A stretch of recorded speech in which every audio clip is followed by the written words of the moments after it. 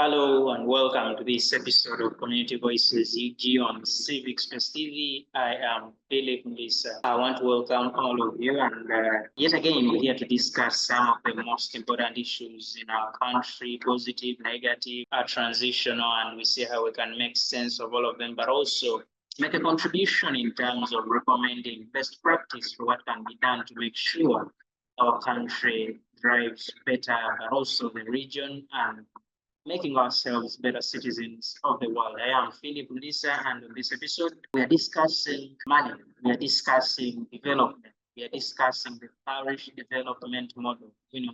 This is a government policy that was introduced a few years ago, about 2 or 3 years ago, by the government of the Republic of Uganda, with an intention of, in what they tell us, eradicating poverty, creating economic empowerment and infrastructure development to make sure that all the citizens of this country, most especially those in the rural areas, are able to have some income on themselves such that they can live a better life. And today, we want to assess the progress of this particular policy, but also look into how best it can be improved to make sure all those Ugandans that are supposed to benefit from the same are able to do so. Joining on that conversation is a panel of distinguished citizens of this country whom I'm going to introduce, and I request them to briefly talk to us about themselves and where they are and they did what we can know about their particular environment. Starting with from Kaveramaido, the Deputy Resident District Commissioner, Mr. Parish Peter. Mr. Peter, greetings, you welcome to the conversation, and how is Kaveramaido? Thank you so much, Mr. Philip. But I would like to correct you. I am the Assistant Resident District Commissioner for Kaveramaido District. The deputy is very fine and is also in Kaveramaido with us. Kaveramaido is fine, and I'm happy to be joining you tonight. I really hope what we shall discuss will add a brick to actually contributing to the success of PDM. Thank you so much. Thank you so much, Mr. Assistant RDC for Kaveramaido, Mr. Peter. We appreciate your time, and indeed we are waiting to hear from what you have to share with us today on this conversation. I also have Mr. Can I say Kalang Peter. Kalang is from Bukedea district, and he is a proud beneficiary of the Parish Development Model. Mr. Kalang, greetings, welcome to the conversation, and how is Bukedea? Yes, Mauricio. Yes, you're welcome to the conversation. How are you, and how is Bukedea? Yeah, here in Bukedea, we are very fine. And we are so grateful for the people of Bukedea and the country at large.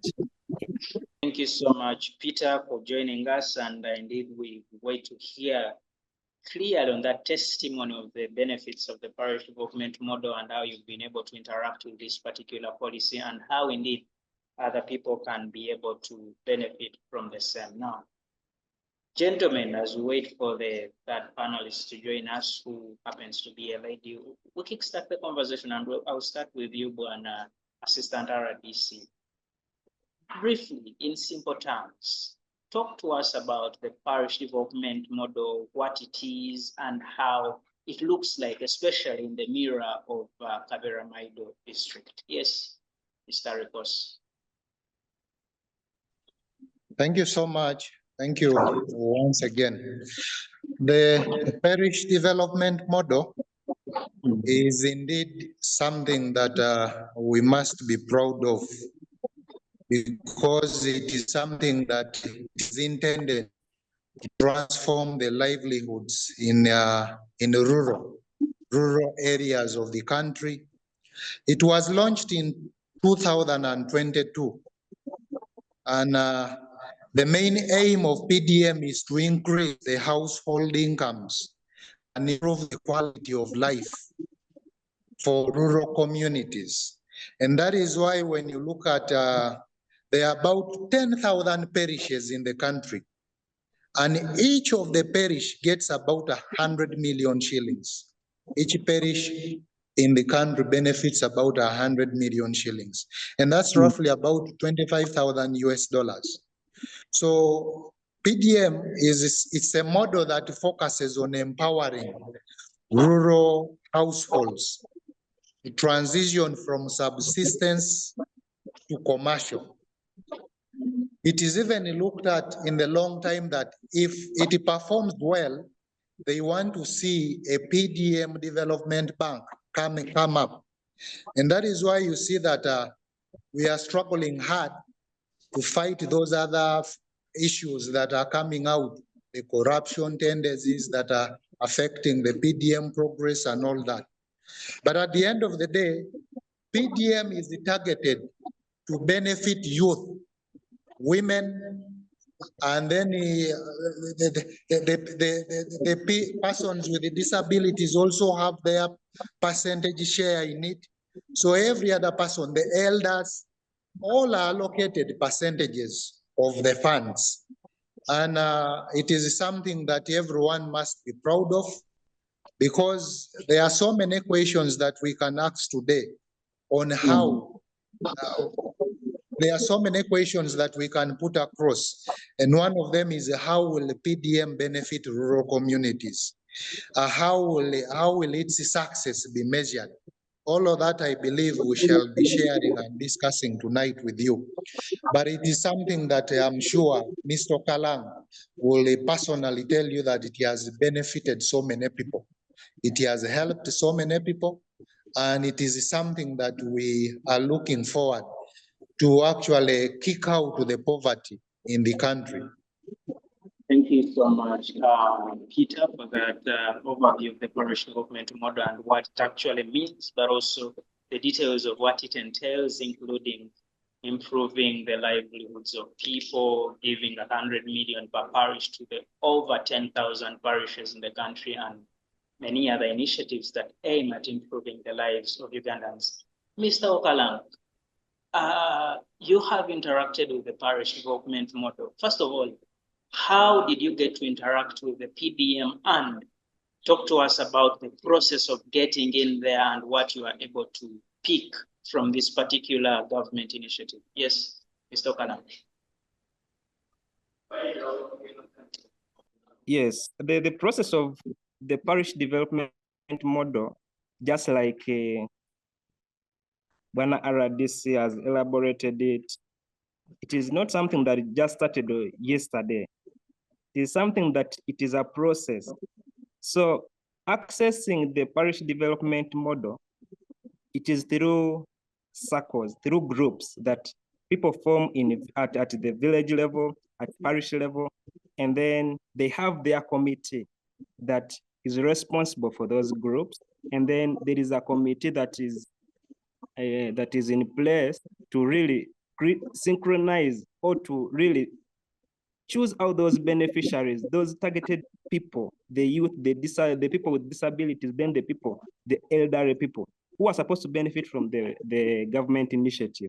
So there is a group, the circle leadership at the parish level, where those people are responsible for all those groups that are formed at maybe in the village level, the parish level, and they are the ones who approve and make the beneficiaries to access the funds that they are targeted to access. Thank you so much, Okalang. And look, when you talk about the circles, what is the composition of a circle? How should it look like for it to qualify for the assistance from the parish development model policy? Yeah, when we talk about the circle basically it is designed in a way that it is the general thing, but there are groups. Actually, the groups are under that circle. Okay, so every group is supposed to be having at least 10 members to 30 members. So the circle is the one that takes all those groups. Of course, at the parish level, we find out that there are very many groups that are formed, those that include the youth, people with disabilities. They form those small groups. But then the circle is the one that overlooks all those other groups, and it is the one that oversees the activities that are going on in those groups. It helps them to, in the processes of like accessing the funds. Okalang here talks about... You're not audible. Mr. Philip, you're not audible. Can you hear me now? Yeah. Yes, thank you so much. So Okalang talks to us about the circles and the groups under those circles. I want you to help us understand what are the qualities of the individuals that should form groups such that they are able to qualify to be enrolled under the circle and in the end get some of the money that is produced under the Parish Development Model. Is it every Ugandan? Is it a Ugandan of a particular status? Is it a Ugandan of a particular education? Is it a Ugandan of a particular tribe upbringing? What should that Ugandan look like to be able to access this particular incentive from government? Actually, Mr. Philip, there is nothing much. First of all, the leaders of every group that form a circle, we have the secretary, we have the treasurer, and we have the chairperson of that particular group. These are people that come from the same community. They come from the same village. We make sure that the leaders of this circle are people that are elected by the beneficiaries. Because at the end of the day, these are the people who know who is in need. These are the people who know the persons with the disabilities. These are the people who know the youth. These are the people who know that these people, particular people, come from this village. So at the end of the day, it is something that is clear. It's crystal clear. Apart from a few challenges that we are faced, it is something that is crystal clear. Right from the chairperson, the secretary, and the treasurer of the group. All of them form the group that at the end forms the circle. So there is no much qualifications. You just need to be a Ugandan. You need to present your national ID. And then at the end of the day, of course, these people will also vet, because PDM is actually not a grant. It is a loan that at the end, someone has to pay back. The beneficiaries have to pay back this money with after some period of time. Mr. Philip, you went off. Yes, my apologies about that technical challenge, but I think I'm now good to go and we can continue with the conversation. But thank you so much for your patience and indeed for continuing with the submission. I want to come back to you, Mr. Okalang. Mr. Okalang, you were given money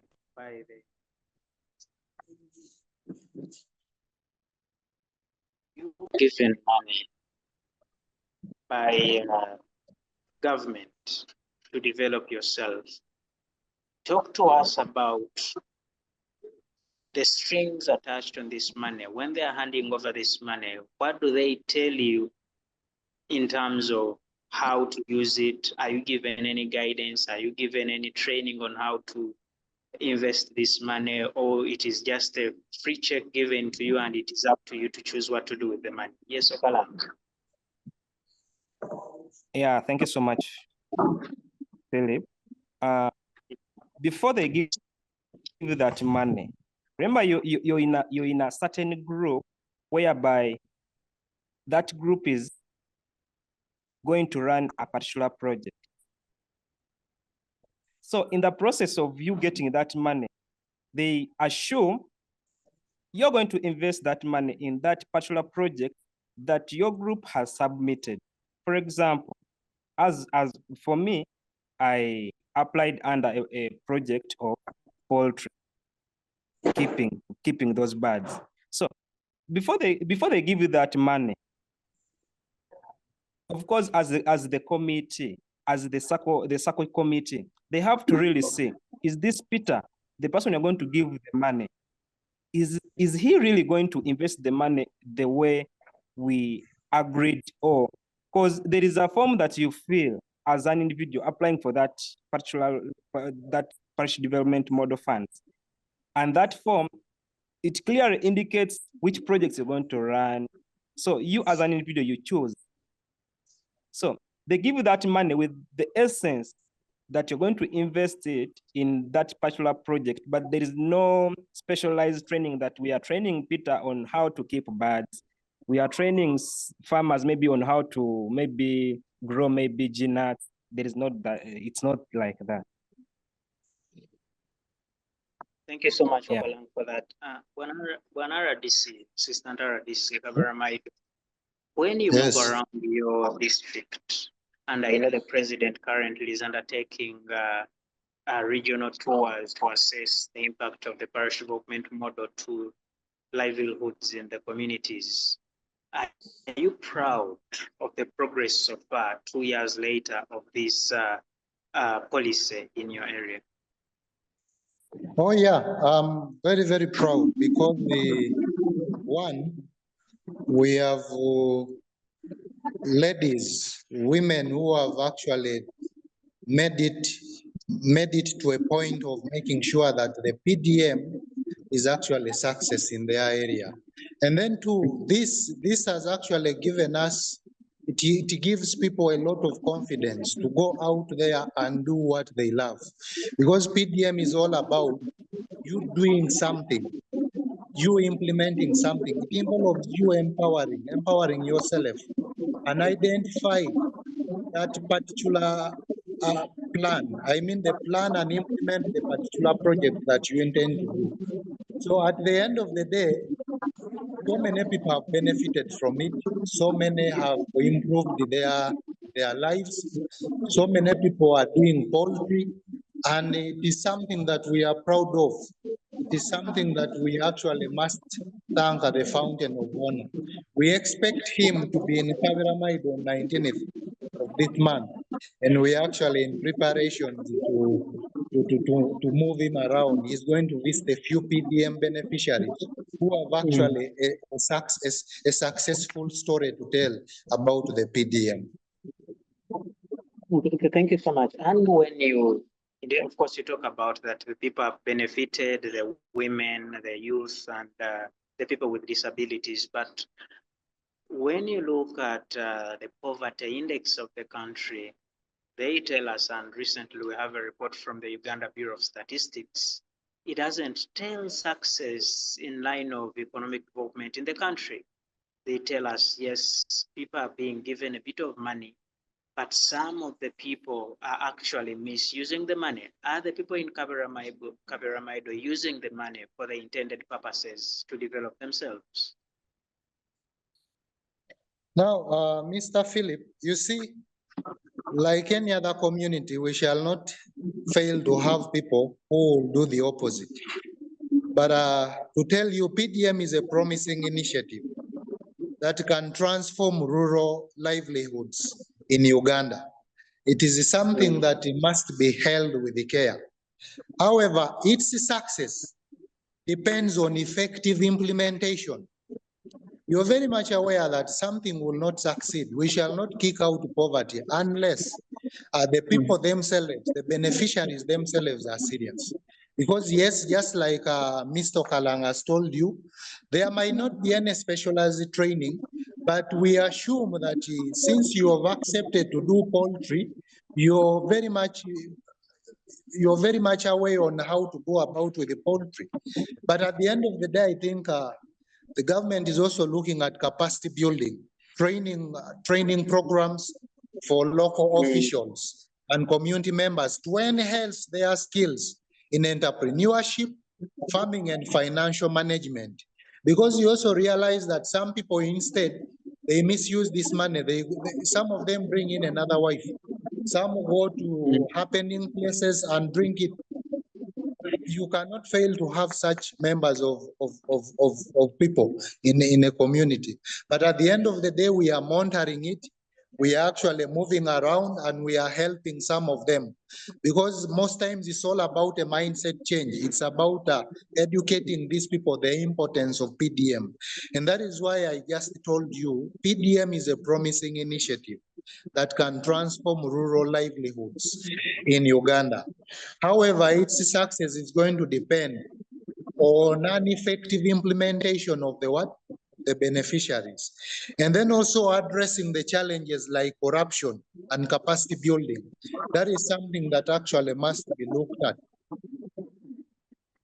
Thank you so much. And Mr. Okalang, quickly, I want you to give us a story of your particular group. What are you engaged in and how is the progress so far in that particular activity you are doing? Yes, Okalang.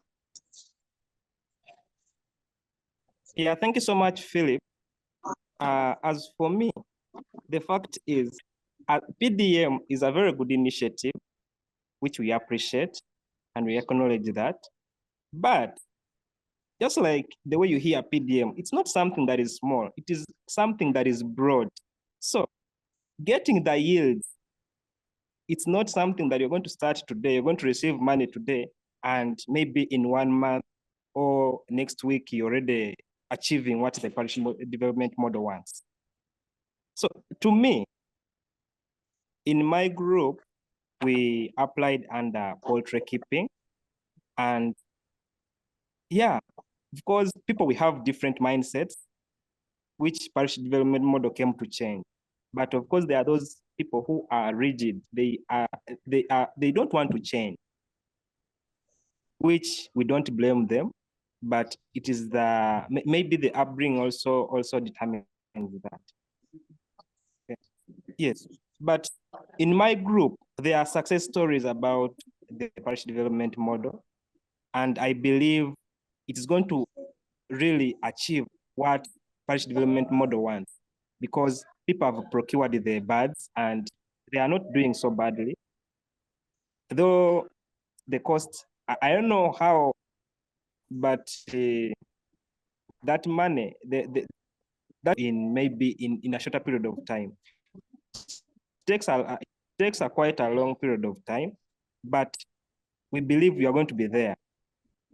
But there are success stories in my group. People have bought those birds and they have said they have put up the shelters. They are trying to really see that, yeah, the money they gave them, they have put it in good use. Mr. Philip.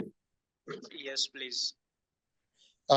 Maybe to also bring you up to speed, it's still very early to assess the full impact of PDM. But it is important to note that PDM has the potential to reduce the poverty levels in the country.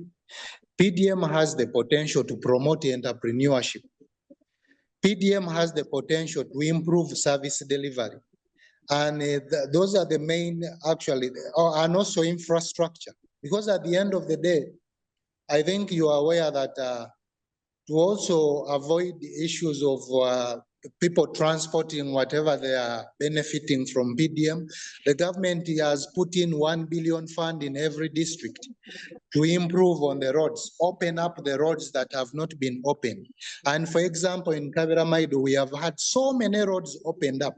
And this is because we want to make it easy for the PDM beneficiaries at the end of the day to access market with their produce, at the end of the day to move from one place to another and all that. So it's still very early to actually assess the impact of PDM. Yes, thank you so much. And I want to stay with you. Earlier, you talked about the success being dependent on effective implementation, avoidance of corruption. Pardon? Earlier in the conversation, you talked about the success of this particular policy being dependent on about 3 things. 1, effective implementation by the beneficiaries. 2, eradication of corruption from the process of giving out the monies and making sure people are able to invest. And 3, capacity building. Is there effort by government, and indeed both at national level but also at local government level, to see that these 3 particular areas are tackled to make sure that there is effectiveness in the implementation, to make sure that it is a corruption-free policy, and to make sure that there is enough capacity for the people to go ahead and develop themselves? Yeah, the RDCs are the chief. We are we actually the chief monitoring persons of PDM. We are the ones who monitor PDM. So at the end of the day, we visit these parishes.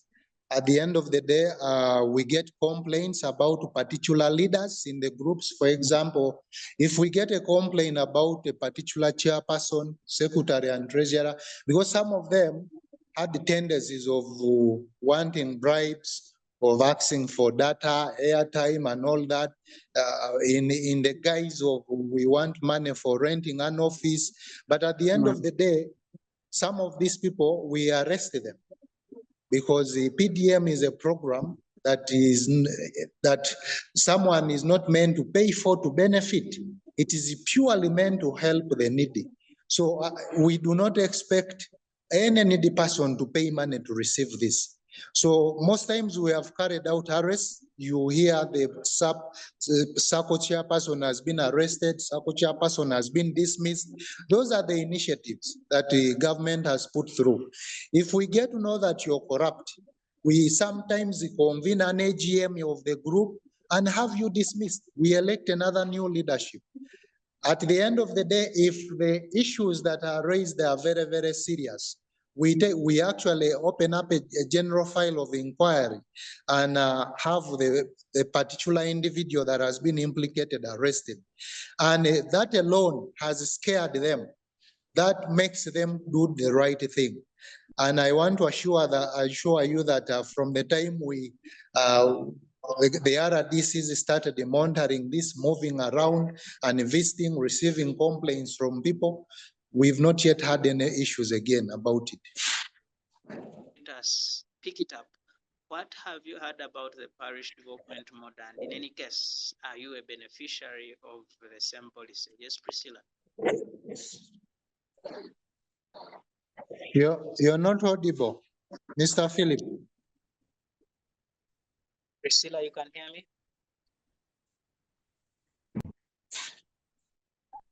Priscilla? Yes, thank you so much, Philip. Hope I'm audible. Yes, you are.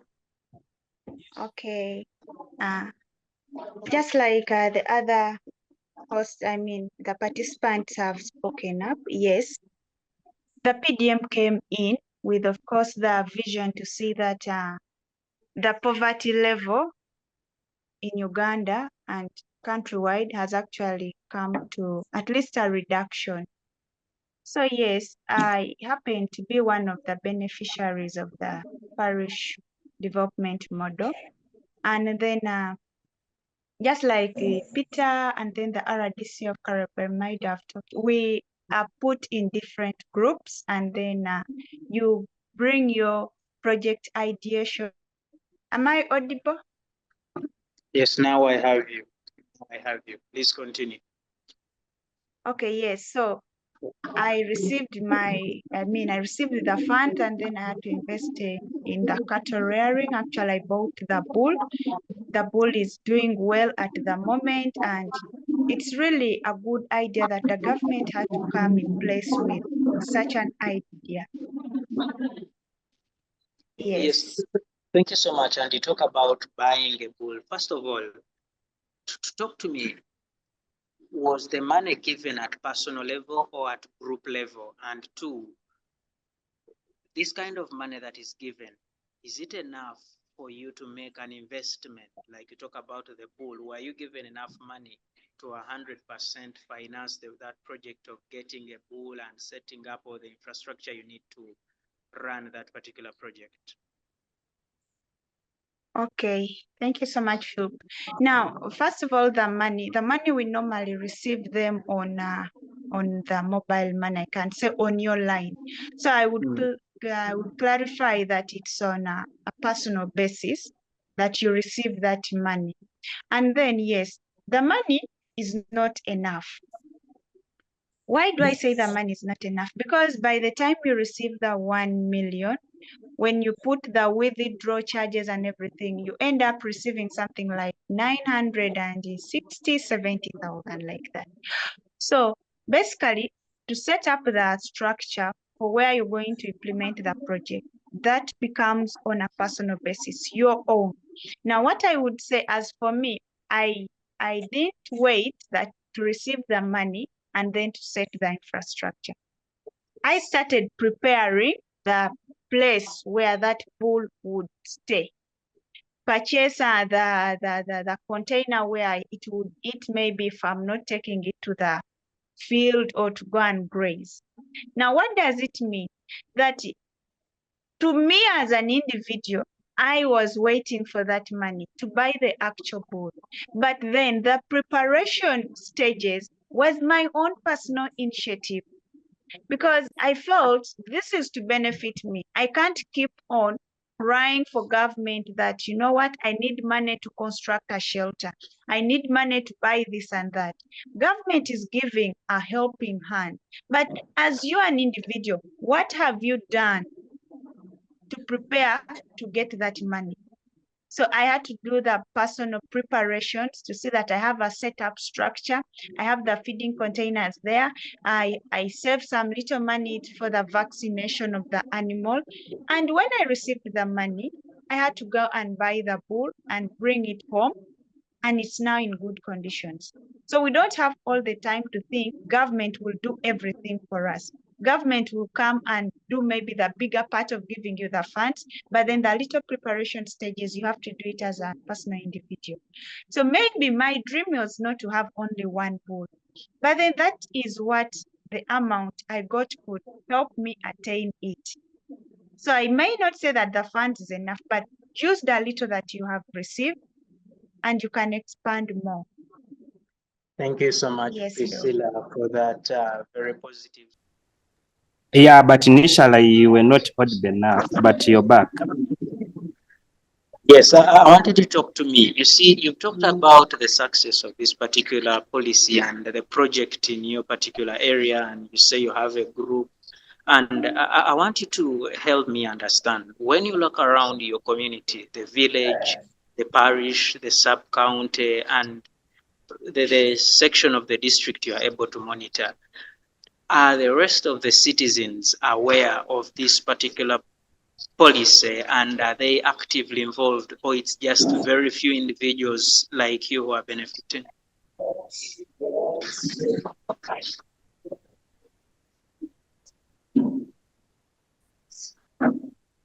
I think I've not got you clearly. I want you to give me a picture. A little bit low. You can hear me? Can you hear me now? Yes, there I'm hearing. Yes. I want you to give me a picture of the reception of this particular policy when you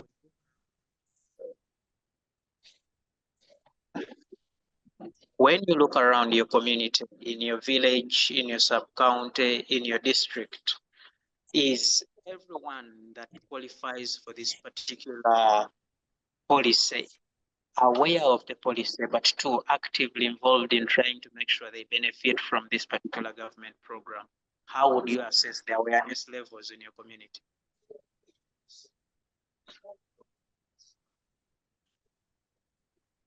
Yeah, the whole thing is about empowering the people in the community and narrowing it down to the parish level was really a good initiative, because that is basically the primary unit that people can identify themselves very fast. It was very nice decentralizing it, putting it back to the people from down, which was very good. And to me, that alone has shown that the government really wants to empower its citizens, starting from down. Because initially we have had, these programs have been there. We used to have the youth livelihood program that used to cater for the youth. But many youth didn't really benefit from that program because it was not known to the people from down. You can't go and tell someone from deep in the village there.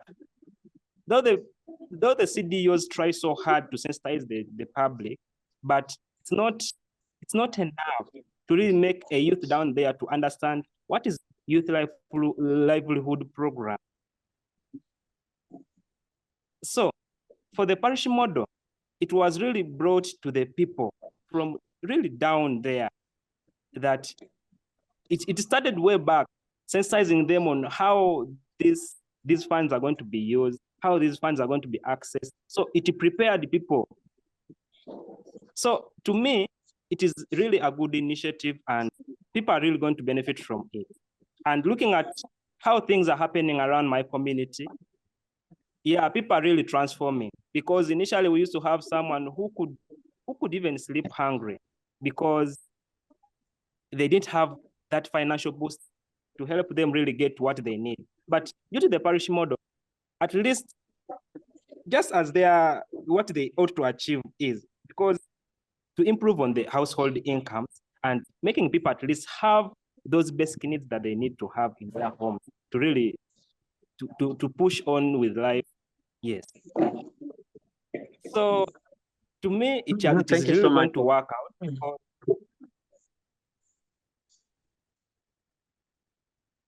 Yes, Philip.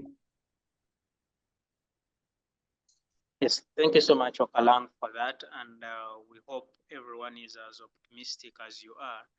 And hopefully we gain that success that you preach and talk about, and indeed you give witness about in your particular community. Mr. Philip. Yes, sir. We didn't hear that. Just to appreciate Okalang for the optimism about the program, and we hope every other Ugandan can take interest, but also see that we succeed in this particular program. I want to pick from you, Wana RDC. Look, sustainability. People are being given money, but over time we know that many people are saying there is not enough money for many other things in the country. There is not enough money for road construction. There is not enough money for hospitals. There is not enough money for education. And many people have continued to say, you can hear me? No, I didn't hear your whole question. Yes, thank you so much. I'm still framing the question. I'm saying there have been. Yeah. All right, sir. I wanted to ask, many people have been saying that it is a wrong strategy for government to give people money directly, but it should rather invest in other initiatives in industrialization and give people jobs.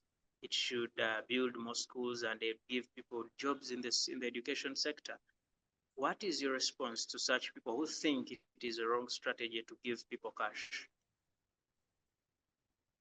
First of all, Mr. Philip, thanks once more. I wanted to take us a little bit back to what our comrade said, Mr. Kalang, about how does PDM differ from previous poverty reduction initiatives, like the livelihoods and yoga and all that. I want to give this response. PDM's bottom-up approach. PDM has a bottom-up approach. You get it? Are you getting me? Yes, I'm getting you, sir. Yeah, I'm saying PDM has a bottom-up approach. It emphasizes on community participation and focus on building partnerships and networks. It sets it apart from the previous initiatives. And then I think this also slightly answers your question of about what other people are complaining and all that. The Parish Development Model has demonstrated tremendous potential in transforming rural livelihoods, and I am optimistic about its impact. PDM's community-led approach ensures ownership I don't know if you're getting some difference here. It ensures ownership and sustainability, making it a game changer for rural development. I commend the government's commitment to empowering rural communities through PDM. And I'm suggesting that we all continue, even those, because we are aware of others who are opposing it, but let's continue to support and monitor the PDM's progress, ensuring its success. Because at the end of the day, it's going to benefit the rural Ugandans. The main benefit of this is, the main purpose for this is to benefit the what? The rural Ugandans. And that is why I'm going to urge various stakeholders to address the challenges facing PDM, fostering an environment for a sustainable growth. Together, I believe we can make PDM a flagship program for rural transformation. And then also, I wanted to a little bit say that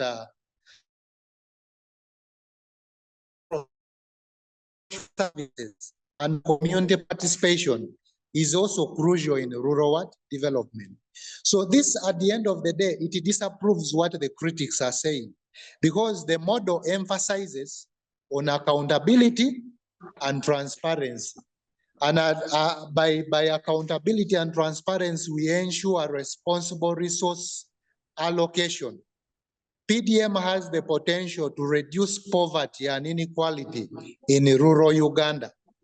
And I really want to believe that PDM is a promising initiative with far-reaching benefits for rural Uganda. Thank you so much, Assistant at RDC. I want to come back to you, Priscilla. Priscilla, you can hear me? Yes, Phil. Priscilla, you can hear me? So I want to hear from you as a beneficiary and indeed a community member. What are some of the gaps you notice or realize in this particular program that you think government should look into trying to improve them and make sure there is better and effective implementation of this particular program by the government of Uganda? Okay, thank you so much, Phil.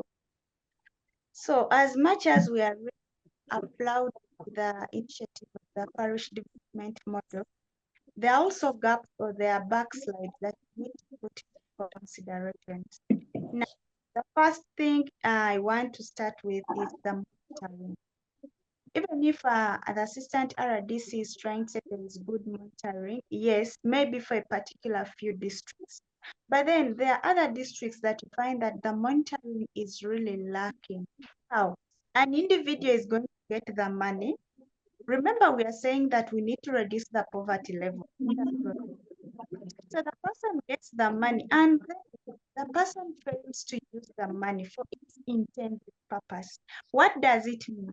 Some scenarios that our RDC give us that some people go ahead and marry the second wife, others take it into drinking, others take it into, maybe building something that initially what they are grouping ideation doesn't match with what they're doing with them. So what does it mean? It gets back to the leaders who initially registered these people's groupings to do the follow-up. Has this particular person really used the money for its intended purpose? One thing that we are lacking in that, even if our own leaders get to know, maybe for example, Fred got this amount of money and Fred is supposed to maybe invest in, let's say, vegetable growing. And then they go and do the investigations. They find that actually Fred didn't do the vegetable growing. Are you getting me, Phil? Yes, please continue. Yes, so you find that Fred actually has not used the vegetable growing as he intended before. So you find that the leaders, there is no any action that actually is taken on such culprits. So what does it mean? If I, Priscilla, maybe see that Fred misused the money and Fred, there is no action that has been taken on Fred. There is no serious sanctions that is facing. It will not expect another person to also do the same. What does it mean? They'll say, after all, it's government money. It's our money. It's the taxes we pay. But then they're not putting this money into the what? Into the intended purpose. So the one box that we are registering is actually the failure of I think that the way the culprits of misuse of the PDM money are not put to justice. Like there is no serious action being taken on them for misusing the funds. Then the other challenge that we are also facing with the PDM is that groups really come up with good ideas, but there is no training that is being carried out. I believe the RDC can agree with me, because even in his speech, he also highlighted that with the issue of that training, the government has not put it so much into consideration. So people come up with brilliant ideas, but they lack the skills, they lack the knowledge. So what does that mean at the end of the day? Logically, because I don't have the skills and the knowledge, even when I receive the money and maybe start the project that we intended, or I intended as an individual, I'm going to reach somewhere and get stuck. Why will I get stuck? Because I don't have the knowledge, don't have the skills to do this particular project. Maybe I just had the passion to do it, but because I'm not trained, I cannot carry on. So what happens when the project fails? When the project fails, I've also failed as an individual. I've also failed the mission of PDM. I've also failed to reduce the poverty in my own household or in my own community. And that money ends up going to our waste.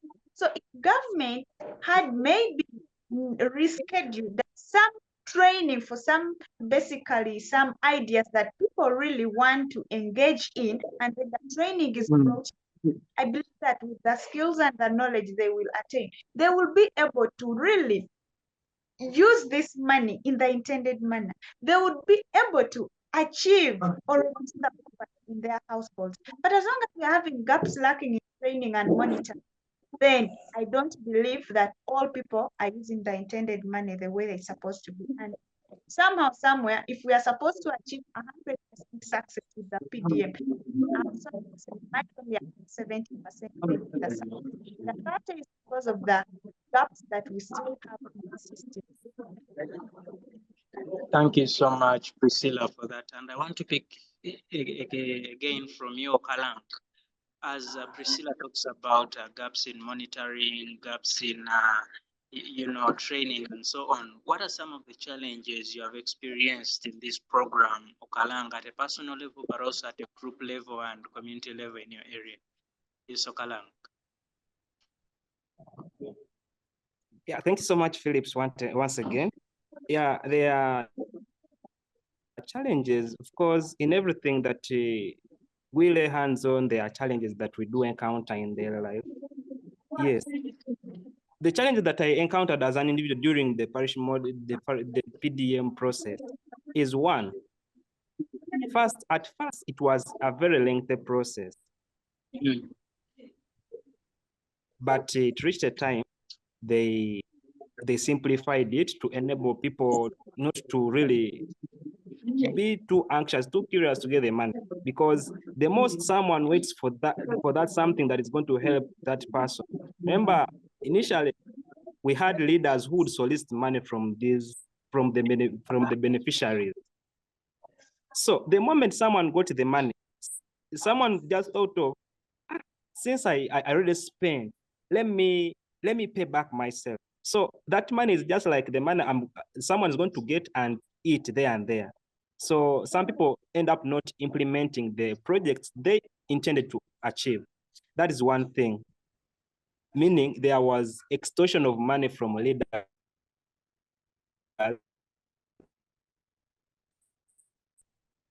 That I got was when I received the money, though they give us 1 million, but by the end of you implementing the project that you intend to, you find out that you've spent maybe half of the money on the expenses before you really go on the actual project that you intend to. So basically the money is not all that much. So to me, I could have implemented the project, but some saw it as a waste of money. Instead, they diverted the money and they did some other things. And then this money, remember, it is a revolving fund. It is like a loan. The government is giving us a loan.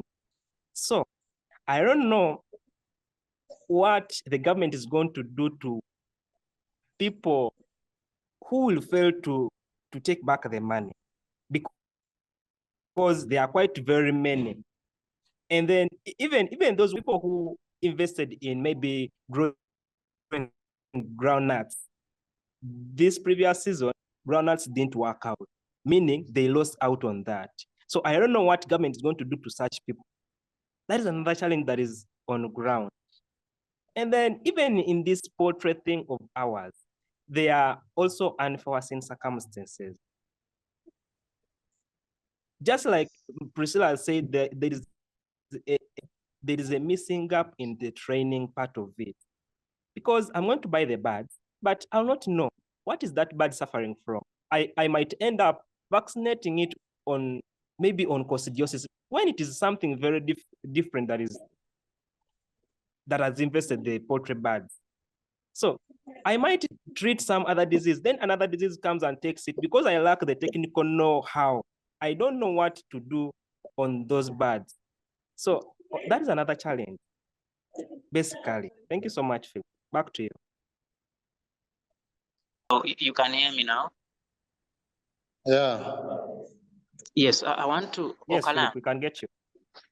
government, who, the Ministry of Agriculture has extension workers at the sub-county level, and these are professional agriculture officials who are supposed to give you guidance, knowledge, and the technical requirements of such a project. Have you made use of these people to make sure they assist you in making sure you know what to do, when, and how with your project?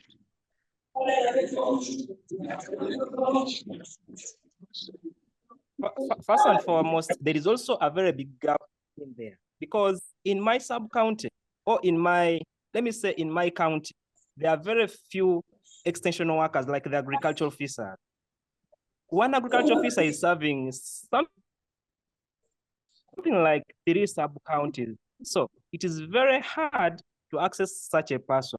The person has programs every day. So that person will see you as you're disturbing that person.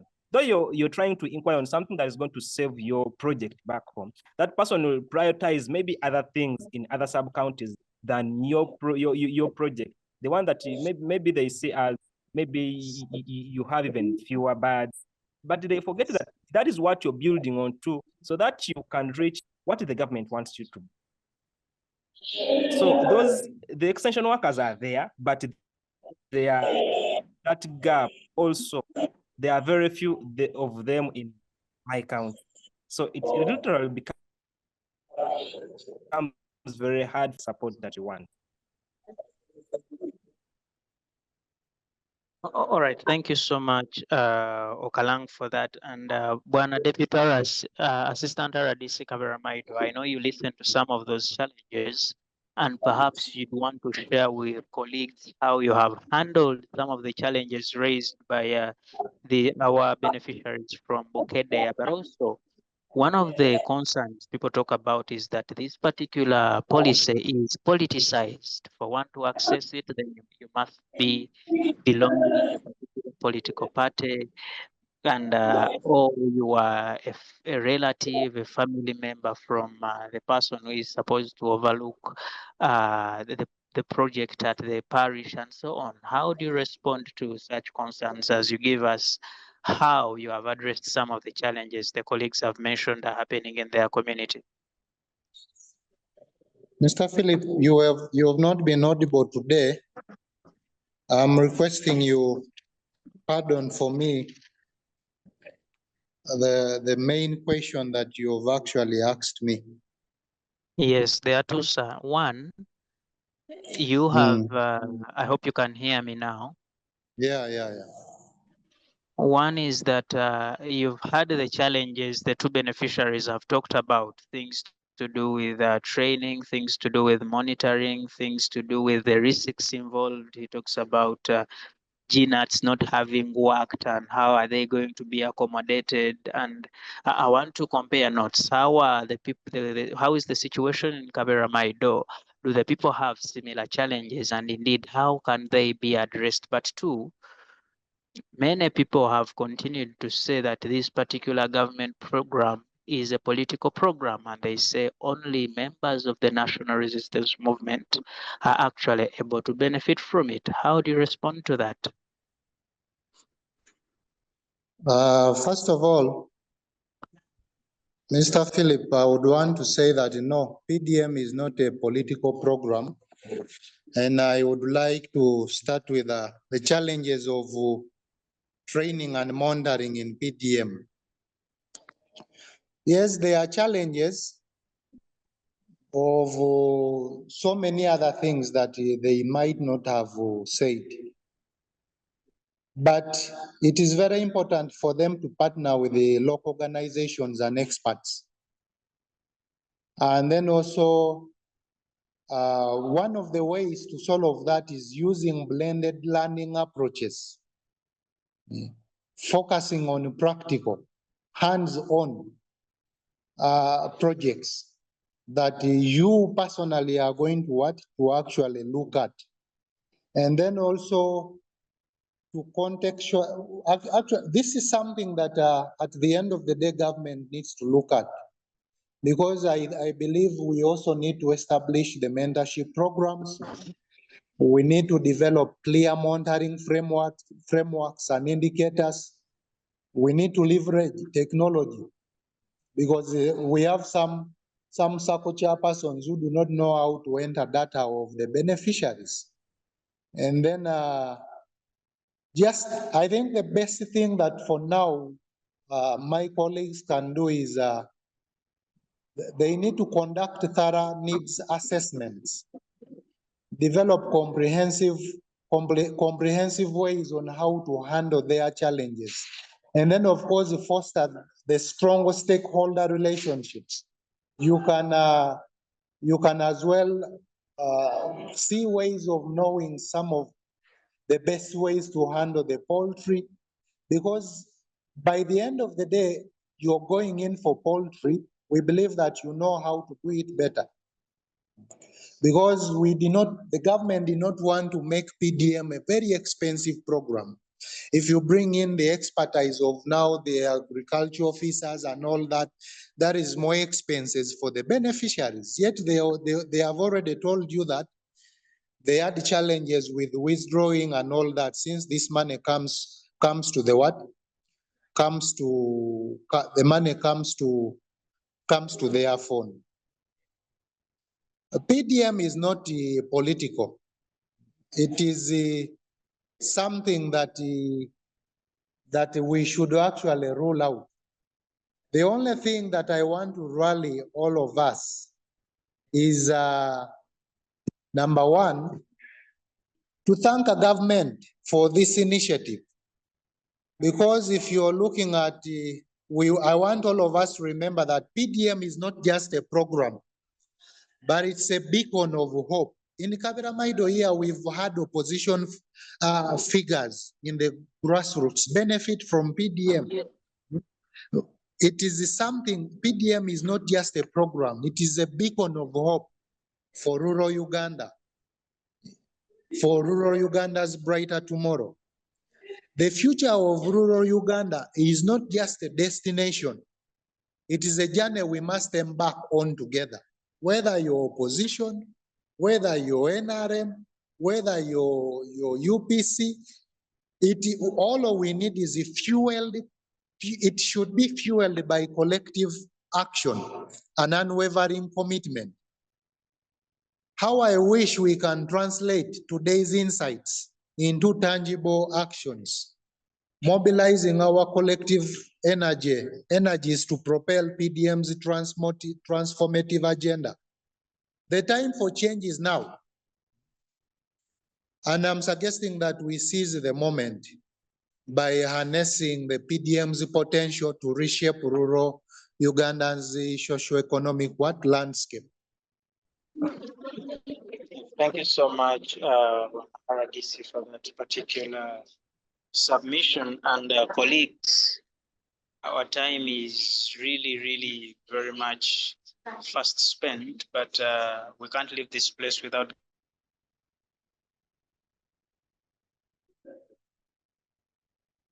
potency and effectiveness of this particular program. And in these final minutes of the conversation, I will invite you to give us your final recommendations about the parish development model, how it can be improved, and encourage other people that have not taken up the initiative of registering groups and becoming members of those groups and getting into circles to get up and make sure they develop, to see that we develop as a country together. I'll start with you, Okalang. What are your recommendations to the public, to government, to see that we have a better program running in our communities? Yeah, thank you, Philip. What I can recommend to the public is parish development model is a good initiative that the government thought of because it is something that is not narrow. First of all, it enhances security in the community. Initially, we never used even to know who are the GISOs, the Gombola internal security officers are. But nowadays, you see them on ground, they come to monitor, they are there to protect our projects and the people. And then we've seen the improvement in the road system. They are there, it is visible because the government, this is one of the projects under parish development model to improve on the road system, to make sure that the food security is there, it's in the place, that people don't go hungry, people don't sleep of hunger, yeah, sort of things. So parish development model is something that is a very good initiative, and I encourage people, whenever they get that money, let's try so much to put the money that we've got from the initiative into property, because it is for our own good. It's not again tomorrow to begin crying for government help us with this. They have brought something that we can build on. In the next 3 to 4 years, Uganda will be a very different economy, not like the one of these days, full of corruption, full of sort of things. So parish development model is a good initiative. I acknowledge that, but they should improve on the things that we've tried to highlight, the monitoring system. Because if I see someone out there has maybe not done the project intended to, and there's nothing that has been done to that person, why wouldn't someone else also sell the project that he or she invested and eat the money? So that's another thing that the government should improve on. And then it should come clearly and tell the people, for example, those who have lost out already in the project, what are they going to, what is the backup plan for such people? Because we all know that money is a revolving fund. We are supposed to take it back, and we don't know what holds for those people. Yeah, thank you so much, Philip. Yes, thank you. Thank you, Kalang. I hope you can hear me. Yeah, sure. Thank you so much for that submission and for your time. Priscilla, your recommendations to government, to the people, to your community members, so that they can enroll and also become beneficiaries like yourself from the parish development model. Okay, thank you so much, Philip, once again. Now, I would start with government. We really appreciate the program. We see that they listen to our cry and they end up seeing that poverty is really eating up our economy. But I would suggest that if really they are giving out the 1 million, can they be in position to even put the withdrawal charges? Let someone withdraw the 1 million and someone knows, yes, government owes me the 1 million. Because when you tell someone you have to take back the 1 million and then someone remembers that, but I was able to only withdraw something like 950,000, 960,000. Why am I taking back the what? The 1M. Logically, not everyone is going to understand. We have both people who have gone to school and then people who have not gone to school. So I wish government would make it like some other organizations that we have seen. They send for farmers money. You withdraw the exact with withdraw charges. I wish government can work. Then the other thing to my fellow starts with me and you earlier on, that this money is like a helping hand. Someone is coming to help you, but how prepared are you to receive this help? What comes back to us, the citizens. Trust me, if government is a budget says that the amount they can give to each Ugandan is 1 million shillings, and then maybe you have a project, for example, maybe poultry, or let's say animal rearing that you want to engage in, you shouldn't expect that government is going to come and set up for you a corral, or government is going to buy for you the feeding containers. No. Now that gets back to you individual, that if you feel the choice of the project that you're going to do is going to be quite expensive to your side, then I would suggest that you get another project that you feel you as an individual, you can manage it, you can sustain it at the end of the day. Because Peter and the assistant RDC talk about it being a revolving loan, that at the end of a particular period, you have to pay it back. So I believe government will not take an excuse that, you know what, I grew GNATs and they didn't work well. So I would implore our citizens down there that the choice of the project you decide to take on should also matter. You should have assessed the risks and how possible you can overcome those risks, even without the government intervention. Because at the end of the day, you have a debt to pay back to the people. Then to our own administrators in the district levels, the sub-county levels, the parish levels, try to create a good working relationship with the beneficiaries.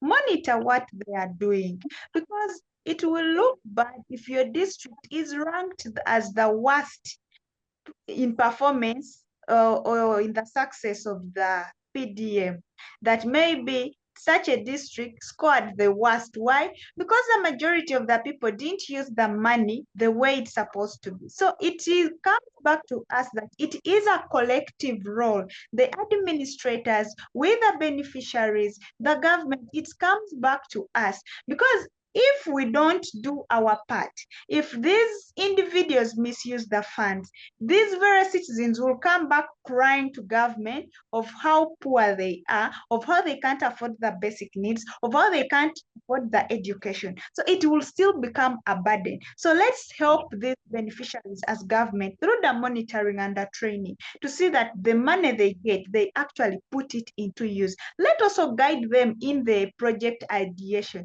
Yes, someone might come and say, I want to grow up GNAT, assistant RDC. Let's say the GNAT, someone has come up with an idea. But then you've seen that many groups have actually come up with that idea. What does it mean? It means that at the end of the day, when again they overproduce very many GNATs in the area, the price is going to reduce. What is the implication behind? That means that this particular farmer will not be able to sell and get the intended amount of money that this person thought of or anticipated.